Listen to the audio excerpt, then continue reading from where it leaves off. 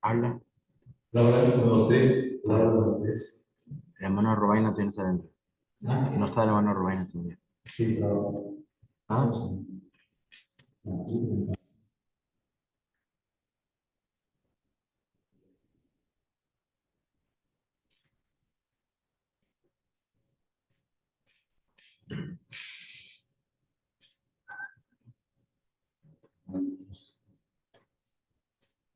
ya está abierto para aceptarme. ¿Ah? Ya está para aceptarme. What? You have to go to Zoom. I haven't done it. Oh, yeah, yeah. Ajá. Sí, él no ha entrado todavía. Ya que se queda. Ya.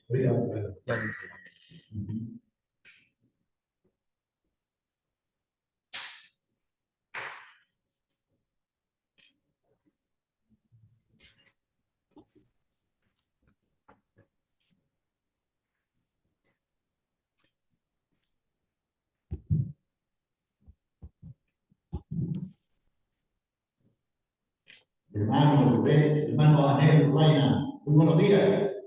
Muy buenos días tengan todos. ¿Me escuchan bien? Sí, hermano, perfectamente. Qué bendición verles esta mañana. Es un gusto verte, hermano, también. Le he estado contando un poquito de tu trabajo que haces aquí en los Estados Unidos como encargado del movimiento hispano. Más de 3.600 iglesias, creo que me parece. Y Así realmente es. estamos contentos, hermano, de poder escucharte a ti, un hombre que ha dedicado tu vida y está dedicando tu vida al servicio del Señor en esta área de las misiones. Así que, hermano, sé que tenemos 40 minutos, me parece, así que estamos ansiosos de poder escuchar la palabra de Dios compartida por tu vida, hermano. Así que, gracias, hermano Ney. Si quieres, nos puedes Amén. contar un poquito de tu persona y luego hemos leído de la primera de Samuel, capítulo 4. Excelente, excelente. Qué bueno. Hace tiempo. Ok, hermano, es tuya entonces la...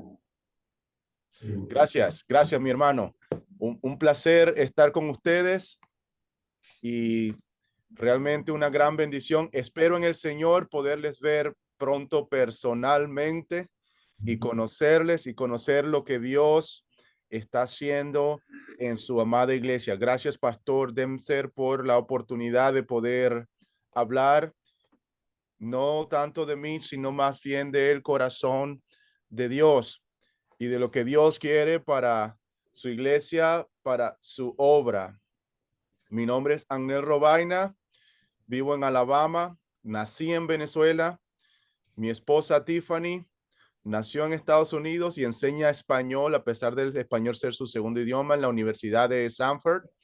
Tengo dos hijos, una niña de 10 años y un niño de 6 años que ayer metió como 10 goles y el Señor le sigue bendiciendo. Le pusieron primero una regla que tenía que pasar la pelota una vez para después meter gol. Luego no funcionó, le pusieron que tenía que pasar 2 veces y todavía metía varios goles.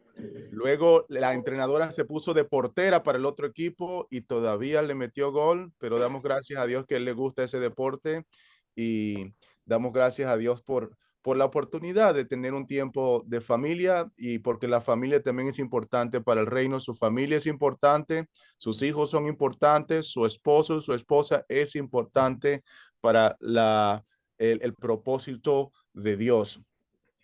En esta mañana yo quiero compartir algo que aprendí de un mentor y se trata de la presencia de Dios. Y al aprender esto, yo me di cuenta de que era importante también para la misión de Dios. Así que cuando fuimos a la Carolina a hablar con los hermanos, conocí a su pastor, el hermano Demser, y para compartir lo que Dios estaba haciendo, compartimos la misión de Dios, la gloria de Dios y la misión de Dios, la presencia de Dios y la misión de Dios. Para comenzar, yo quiero que usted analice todo lo que usted está haciendo y que se haga esta pregunta. ¿Dónde está la presencia de Dios? ¿Dónde está la presencia de Dios en lo que estoy haciendo? Muchas veces hacemos planes y después queremos casi que obligar a Dios a que los bendiga, sin antes buscar su presencia. De Moisés aprendemos en la Biblia que nada importa sin la presencia de Dios. Él le dice al Señor, sin tu presencia no nos saques de este lugar. Si tu presencia no va con nosotros, no nos saques de este lugar. Pero ahora, yo quiero que usted entienda lo que estaba pasando antes que él dijera eso. Dios le estaba hablando a Moisés de su propósito. Y aquí podemos aprender que el propósito de Dios va a tener la presencia de Dios en nuestras vidas. Quizás usted hace bastantes convivios en la iglesia, quizás usted viene a todos los eventos, quizás usted está cargado de actividades. Mi pregunta es, ¿dónde está la presencia del Señor? El pasaje que leímos nos habla de algo bien particular, una historia que vale la pena ver lo que está pasando por las cuestiones que estaba pasando el pueblo de Israel. Y aquí podemos ver el título que se le da en Reina Valera en algunos lugares, que los filisteos capturan el arca. Y estamos viendo que Israel se va a enfrentar a los filisteos y la primera vez pierden.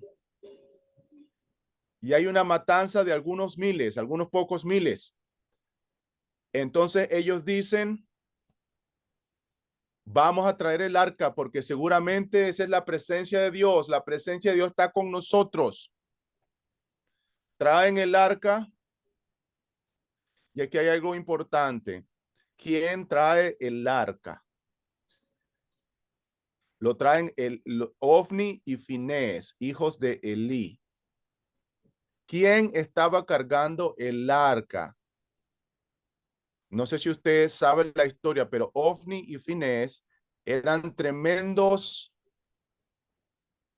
desvergonzados que estaban ministrando en el Señor. Se acostaban con las muchachas que iban al templo, se comían la comida que le pertenecía al Señor y hacían todo menos lo que Dios quería que ellos hicieran según la voluntad de Dios. Ahora, ¿cree usted que estos dos desvergonzados merecen cargar el arca? Ellos son los que llevan el arca porque ellos asumen que la presencia de Dios está con ellos. Y ese es el primer peligro en la vida del creyente. Asumir que yo puedo tener una vida desordenada y que la presencia de Dios está en mi vida. No hay nada más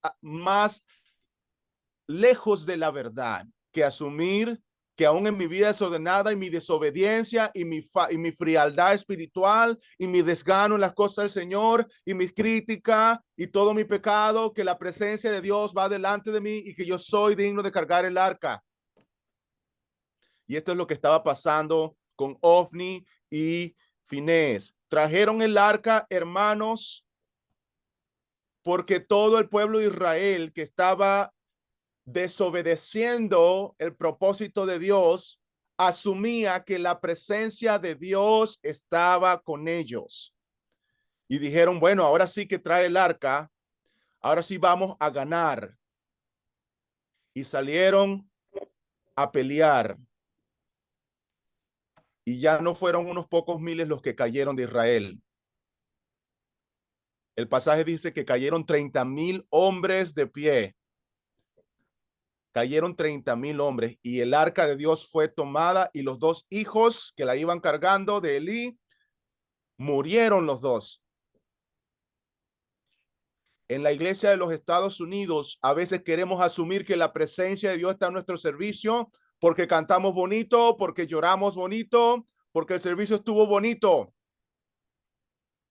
Y no entendemos que la presencia de Dios está estrictamente ligada a la obediencia del creyente, al propósito de Dios. Le sigo haciendo esta pregunta: ¿dónde está la presencia de Dios en su vida? ¿Dónde está la presencia de Dios en su ministerio? ¿Y cómo está siendo usted responsable al llamado que Dios ha hecho en su vida? Si usted está escuchando esta mañana, esto es con usted. No es con el hermano Pedro o el hermano Juan o la hermana María. Esto es con usted personalmente. Esto es para usted. Esto no es para que no vino. Esto es para usted. ¿Dónde está la presencia de Dios en mi vida y en lo que estoy haciendo? El arca fue tomada y entonces le fueron a dar la noticia a Elí, porque él oyó el estruendo de la gritería y le contaron: el arca fue tomada, tus hijos fueron muertos. No tanto que murieran los muchachos le preocupó, pero cuando le dijeron que el arca se la habían robado, que se había ido la presencia de Dios, el hombre también cayó muerto. Cayó muerto porque no podía concebir que la presencia de Dios no estaba con su iglesia, con su pueblo. De la misma manera, una de sus yernas da a luz y le puso el nombre al niño Icabod, diciendo: traspasada es la gloria de Israel. Eso lo que quiere decir es: se fue la presencia de Dios. Se fue la presencia de Dios. Ahora yo le pregunto a usted, para que usted se haga esta pregunta personal, se la haga bien de corazón. ¿Usted cree que vale la pena tener una religiosidad aparente sin la presencia del Señor en su vida, en su ministerio, en su familia y en lo que usted hace? Y yo le voy a responder eso, me voy a atrever a responderlo por usted: no vale la pena. A no ser que vivamos en la presencia de Dios, todo lo que estamos haciendo, hermanos, es una pérdida de nuestro tiempo. No podemos movernos sin su presencia. Ahora, ¿qué significa la presencia del Señor? ¿Qué significa la presencia del Señor? El arca tenía varios simbolismos dentro. Uno de ellos era los 10 mandamientos. También tenía dentro maná incorruptible. Recuerde que el maná se derretía parte del día, pero ahí dentro del arca estaba incorruptible. Y tenía también la vara de Aarón que le salieron retoños. Esos tres simbolismos.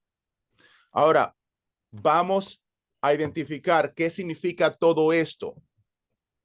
En primer lugar, la presencia de Dios, lo que ellos perdieron, la presencia de Dios significa que ya ellos no tenían el poder de Dios. No tenían el poder de Dios, hermanos, y se seguían reuniendo. Ellos seguían yendo al templo, seguían haciendo sus rituales sin la presencia de Dios. Poco se les importó que Dios no estaba agradado de lo que estaban haciendo hasta que fueron derrotados, hasta que pasaron mucho dolor. Y muchas veces eso pasa con el creyente. Asume que está la presencia de Dios y sigue su vida como normal en una frialdad espiritual hasta que pasa por mucho dolor y entonces recapacita. El poder de Dios. La vida del creyente, amado, es una vida de poder. Porque el evangelio es poder. Si vemos en el Nuevo Testamento, los lugares donde se habla de poder están relacionados estrictamente con la predicación del evangelio. En Romanos 1:16 dice: no me avergüenzo del evangelio porque es que es poder de Dios para salvación. Cuando no hay presencia de Dios, no está el poder de Dios. Y usted sabe qué pasa con las iglesias donde no está el poder de Dios. No están predicando el evangelio. Domingo tras domingo en los Estados Unidos de América se cierran iglesias porque no están viviendo en el poder de Dios en primer lugar. Han dejado de predicar el evangelio y ahora son un club. Se convierten en un club cerrado. A todo el que llega nuevo lo miran por el hombro y en lugar de hacerlo sentir bienvenido, lo hacen sentir mal. Todo esto son indicativos de que la presencia de Dios ya no está en ese lugar. Pero cuando la iglesia predica el evangelio de poder, el poder de Dios transforma la vida del pecador. Usted sabe cuál es el milagro más grande que puede haber, que un corazón de piedra ahora es un corazón que siente y que vive para Dios. Desde el principio de los tiempos, Dios escribió la ley, su ley en el corazón del hombre. Así usted no sepa ni un versículo bíblico, si usted es un ser humano, la ley de Dios ha sido escrita en su corazón. Ahora hay dos tipos de personas: aquellos que tienen la ley de Dios escrita en su corazón y son enemigos de la ley de Dios. La ley de Dios es ofensiva para ellos porque tienen un corazón de piedra. La otra parte, aquellos creyentes en Jesucristo, que Dios ha escrito la ley en su corazón, pero como han sido cambiados, ahora ellos aman la ley de Dios. Y eso es parte del poder de Dios. Nadie puede cambiar el corazón del ser humano. Ni un psicólogo, ni un psiquiatra. Nadie puede cambiar la conducta del ser humano como el Señor lo puede hacer. Y esto es importante que lo sepamos. Usted sabe que otra cosa sucede con el poder de Dios. Y si yo cuento aquí los que puedo ver en esta guía, desde aquí yo veo 6, 8, 10 personas contando a mi hermano Demser. Vamos a hablar de un plan de multiplicación de acuerdo al poder de Dios. Supongamos que cada uno de ustedes para el año 2024 quiere alcanzar a uno solo para Cristo. Cada uno de ustedes solamente alcanzando uno, no 5, no 10, uno. ¿Cuántos somos para el año 2023? Somos 20, amados hermanos. Y supongamos que esos 20 viven en el poder de Dios, transformador del Evangelio de Jesucristo. El año número 2, esos 20 alcanzan solamente a uno para Cristo. Adivine cuántos somos ya, hermanos. Somos 40 el segundo año. Vamos al tercer año. El tercer año, estos 40 alcanzan a uno solo para Cristo. Al final del tercer año, somos 80 personas. Y al tercer año, esos creyentes fieles que saben que el evangelio es poder de Dios, predican ese poder de Dios. Somos 160. ¿Qué pasa al quinto año con esos 160 fieles? Se convierten, amados, en 320 personas. ¿Y quién lo hizo? Lo hizo el poder de Dios. Amados, el poder de Dios se manifiesta en la predicación del evangelio. Sin la presencia de Dios no tenemos el poder de Dios. Se dio cuenta, usted no alcanzó a 10, alcanzó a 1 por año y todos fueron fieles. Un grupo de 10 personas y el quinto año son 320 personas. Así son las matemáticas de Dios.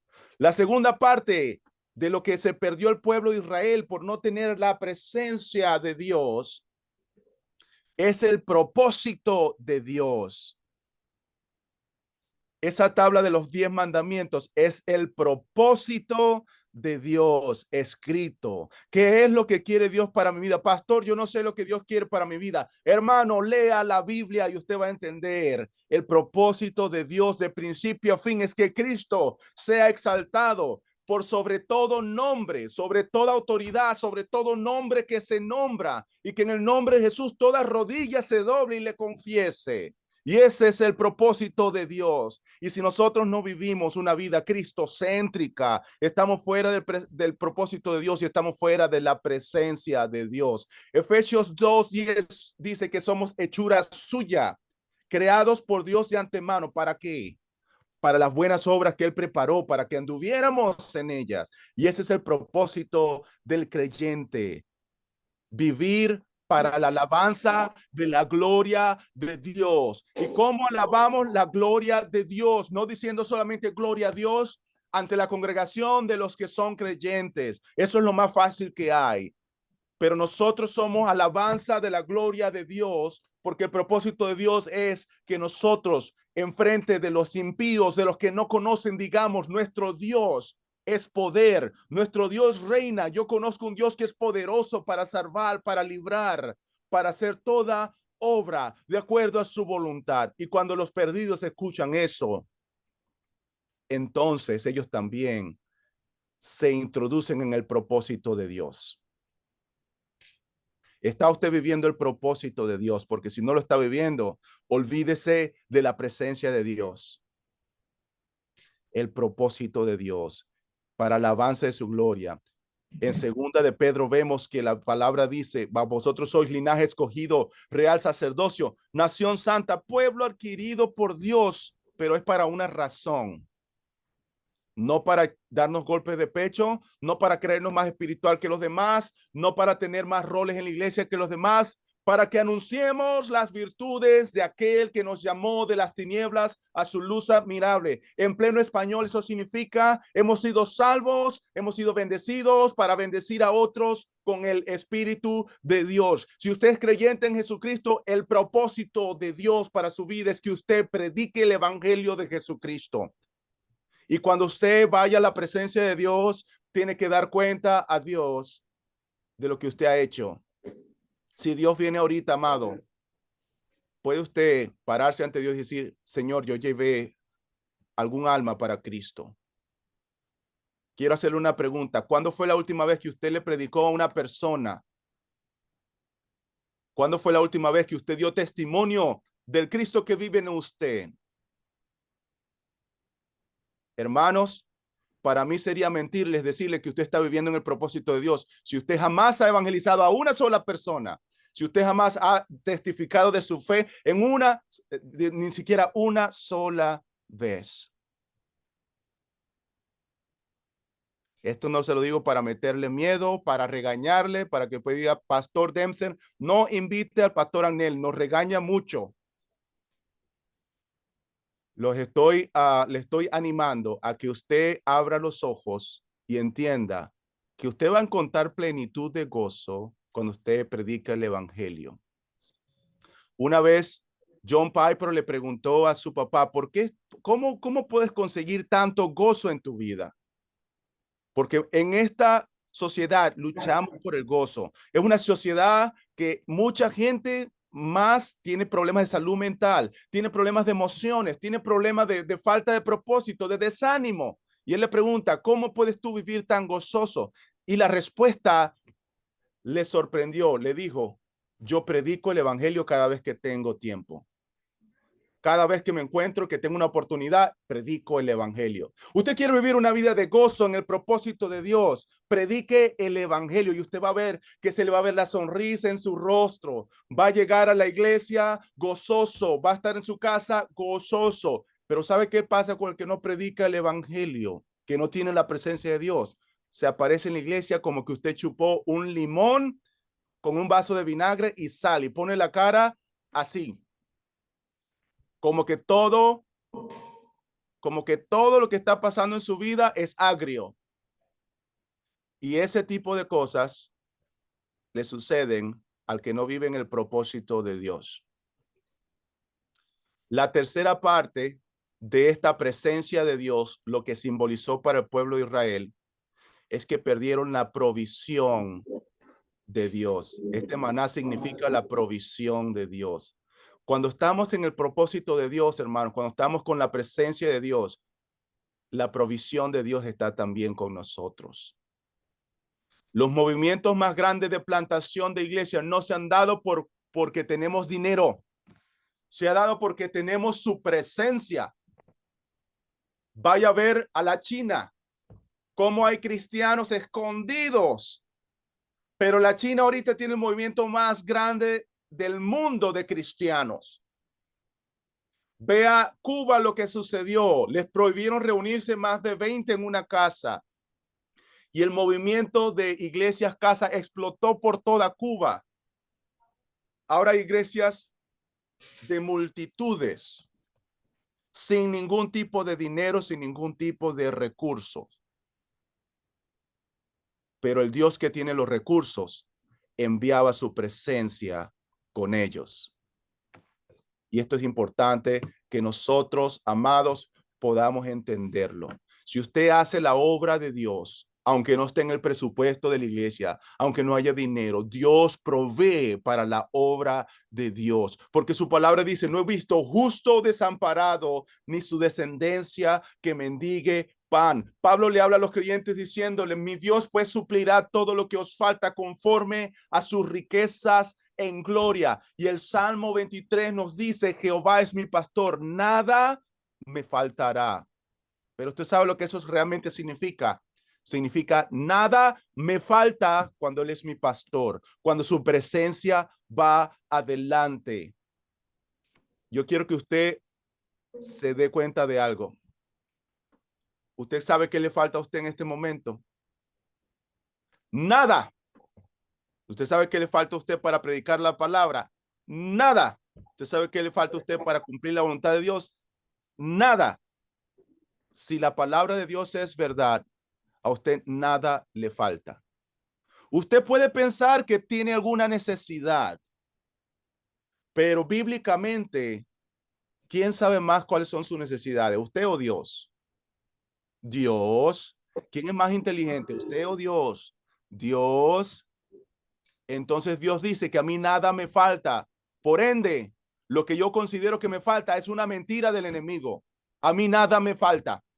Dios es mi pastor. Él va adelante. Él es mi protector. A mí no me falta nada para cumplir con su voluntad ni su misión. Él lo ha dado todo. Pastor, que necesito saber más. La ley de Jehová ha sido escrita en tu vida. Tú en este momento tienes todo lo que necesitas para cumplir el propósito y la voluntad de Dios, porque tú tienes a Dios y Dios es tu todo y tú le perteneces a Él.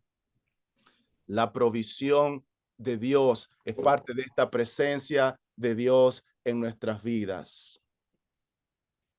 Y finalmente, esta arca significaba, esta presencia significaba la protección de Dios para el pueblo de Israel. Una característica de que no andaban más en la presencia de Dios es que fueron derrotados y hubo una gran mortandad, porque ellos pelearon sin la presencia de Dios y apartados del propósito de Dios. Y aquí es donde viene una parte interesante. El Salmo 23 dice, aunque haya en sombra, aunque vaya en valle de sombra de muerte, no temeré mal alguno, porque tú estarás conmigo. Tu vara y tu callado me infundirán aliento. Pero fíjese algo. El pueblo de Israel se metió en valle de sombra de muerte por ellos mismos. Dios promete su presencia cuando nosotros vamos al lugar de valles de sombra de muerte para predicar su evangelio en nombre de su servicio. Pero cuando nos metemos por consecuencia de nuestro pecado y de nuestra desobediencia, entonces nosotros sufrimos la consecuencia de nuestro pecado y nuestra desobediencia. No es que Dios nos abandonó, es que nosotros nos alejamos de Él. Yo quiero decirle algo hoy. Dios está tan cerca de usted como siempre va a estar. Él no cambia. El que cambia es el ser humano. Si usted se siente lejos de Dios, no es que Dios se alejó de usted, es que usted se alejó de Dios. Se alejó de su protección, de su cuidado. Si usted se siente que Dios no le está hablando, no es porque Dios se cayó, es que usted no está escuchando. Es tiempo de que la iglesia escuche la voz de Dios. Escuche la presencia, vive en la presencia de Dios, se preocupe por hacer todo lo que está en el propósito de Dios. Ahora, cómo vivir en el propósito de Dios, cómo vivir en este poder, cómo vivir en este propósito, en esta provisión y en la protección de Dios. Vámonos al Nuevo Testamento ahora y leamos la gran comisión. Mateo 28, 18 al 20 nos dice: toda potestad me es dada en el cielo y en la tierra. Por tanto, id y haced discípulos a todas las naciones, bautizándoles en el nombre del Padre, del Hijo y del Espíritu Santo, enseñándoles todas las cosas que os he guardado. Y aquí está algo importante. Cuando nosotros hacemos esto, él dice: y he aquí yo estoy con ustedes todos los días hasta el fin del mundo. Cuando Dios le dio la ley al pueblo de Israel, les dijo: si ustedes guardan esta ley, yo voy a estar con ustedes. Pero si no la guardan, entonces lo que yo voy a hacer es que los voy a entregar a otros pueblos. Van a ser derrotados. Van a vivir en desolación. Van a vivir toda la consecuencia de su desobediencia. El mandato para la iglesia de hoy, amados, es la gran comisión. Imagínense si Dios viene en este momento y le voy a hacer una pregunta: ¿qué es lo más importante que usted debe estar haciendo si Dios viene en 5 minutos? Algunos dicen orando, otros dicen en la escuela dominical, otros dicen alabando. Le voy a decir lo que dice la gran comisión: haciendo discípulos, amados hermanos, haciendo discípulos. ¿A quién? A todas las naciones.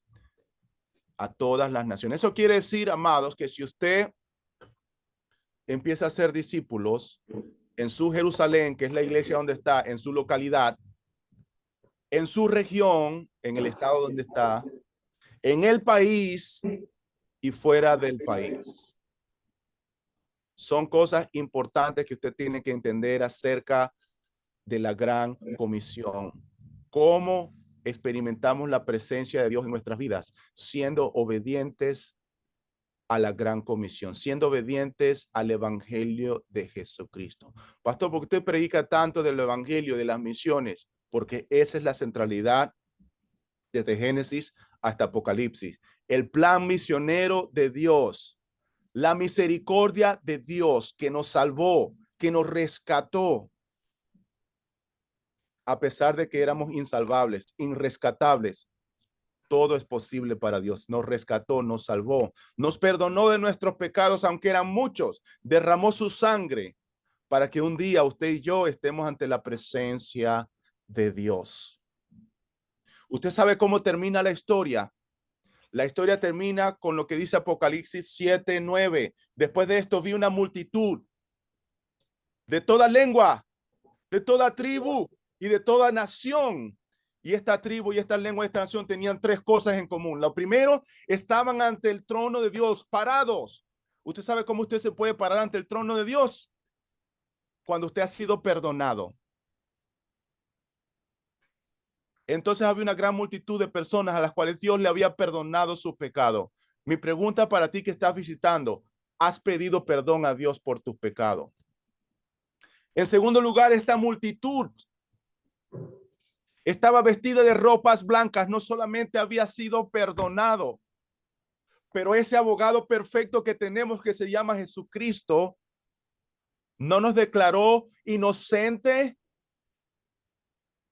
con mentira, sino que él le dijo al Padre: ellos son culpables, papá, pero yo pago el precio. Yo pago la condena. Yo derramo mi sangre para que ellos puedan estar ante el trono del Señor. Y por eso usted tiene vestiduras blancas ante el trono del Señor, completamente, no solamente perdonado, pero también con sus pecados borrados y limpios. Y eso usted no lo puede hacer, ni yo tampoco. Necesitamos a Jesucristo. En tercer lugar, esta multitud tenía unas palmas en las manos. Y estas palmas significan Cuando Jesús entró a Jerusalén en la entrada triunfal, le pusieron palmas. Y en la cultura hebrea, esto significaba victoria. La historia termina, amados, con una multitud de toda lengua, de todo linaje, de toda nación, perdonados, limpios y victoriosos en el nombre de Jesús. Y esto, amados, vale la pena predicarlo. Vale la pena vivir para esto. Vale la pena renunciar a mi trabajo y dar mi vida por la causa del evangelio. Vale la pena que yo salga de mi comodidad como hispana, que deje de perseguir el sueño americano y que persiga el sueño de Dios para mi vida. Su salvación fue gratis para usted, pero fue costosa para Jesucristo. Usted vale la sangre de Jesucristo y este mensaje demanda mi vida, demanda mis pensamientos, demanda mi energía, demanda mi fuerza, demanda mi todo. Así que, amados hermanos, mi mensaje para ustedes en esta mañana. Volvemos a la pregunta, ¿dónde está la presencia de Dios en mi vida? La presencia de Dios en mi vida está cuando yo entiendo el plan de salvación del Señor. Cuando yo entiendo que lo más importante que la iglesia local debe estar haciendo es haciendo discípulos. Preguntémonos, ¿a quién estoy discipulando a nivel local? Si usted puede salir del país, hermanos, yo le imploro en el nombre de Jesús que vaya a la misión de los que están saliendo. Si usted no puede, hermano, le imploro en el nombre de Jesús que ores por los que van, que ayude a enviarlos y que se involucre localmente. Si usted no puede, yo sé que sus hijos sí van a poder. Mande a otros, mande a sus hijos. Involucrémonos en la misión de Dios para que podamos ver la gloria de Dios y la presencia de Dios en nuestra vida. El arca retornó porque en ningún otro lugar podía estar, sino entre el pueblo de Dios. Y así como retornó el arca, retornó el pueblo, se arrepintió y vivió para Dios. Hoy es un día en que la palabra nos dice, si hoy escuchas tu voz, no endurezcas tu corazón. Hoy es un día de arrepentimiento para que la presencia de Dios, de su presencia, vengan tiempos de refrigerio para tu vida. ¿Será que no hemos evangelizado en un largo tiempo? Arrepintámonos hoy. ¿Será que no hemos entendido que nuestro propósito es vivir para hacer la misión de Dios? Arrepintámonos el día de hoy y pidámosle al Señor que nos guíe para hacer su voluntad y para vivir en su presencia. Ora conmigo. Padre, en el nombre de Jesús, yo te agradezco tu plan maravilloso para salvarnos. Oramos que nosotros no vivamos un día sin tu presencia. Permite, Señor, que esta amada iglesia pueda conquistar al mundo para Cristo. Porque en Cristo hay poder. Porque no nos avergonzamos del evangelio, porque es poder de Dios. Necesitamos tu poder. Necesitamos tu provisión. Necesitamos tu propósito en nuestra vida. Permite, Señor, que podamos vivirlo y darte gloria en todo lo que hacemos. Y es en el nombre poderoso de Jesús. Amén y amén. Gracias, Pastor Amén, por este tiempo, hermano, que nos has concedido. La verdad es que gracias por este tiempo en donde está la presencia de Dios, que nos anima y nos fortalece también saber que cuando la presencia de Dios retornó, o cuando el arca retornó al pueblo, la presencia de Dios estaba. Gracias, hermano, de verdad, gracias. Un placer haber estado con ustedes. Quisiera que nuestros corazones puedan volverse a Dios. Eso es. Amén, amén. Un abrazo a todos, les amo en el Señor y espero en el Señor verles pronto. Y ánimo que usted sí puede, usted puede participar de la misión de Dios. Esto es el mejor trabajo del mundo, amados. No hay algo que se compare con participar de la misión de Dios. Usted está en la mejor iglesia del mundo, tiene el mejor pastor del mundo y Dios le va a usar para conquistar al mundo para Cristo. Porque usted está en el lugar donde Dios decidió que usted estuviera. Por eso es la mejor iglesia del mundo. Dios ha puesto al pastor Dempster ahí, que es su pastor, para que le pastoree y les ayude. Y Dios va a seguir haciendo grandes cosas. Dios les bendiga. Me queda poco tiempo, así que me despido. Gracias, hermano. Que el Señor te bendiga y estaré en contacto contigo, hermano. Hermano. Amén. Amén. Gracias, hermano. Bendiciones. Hasta luego.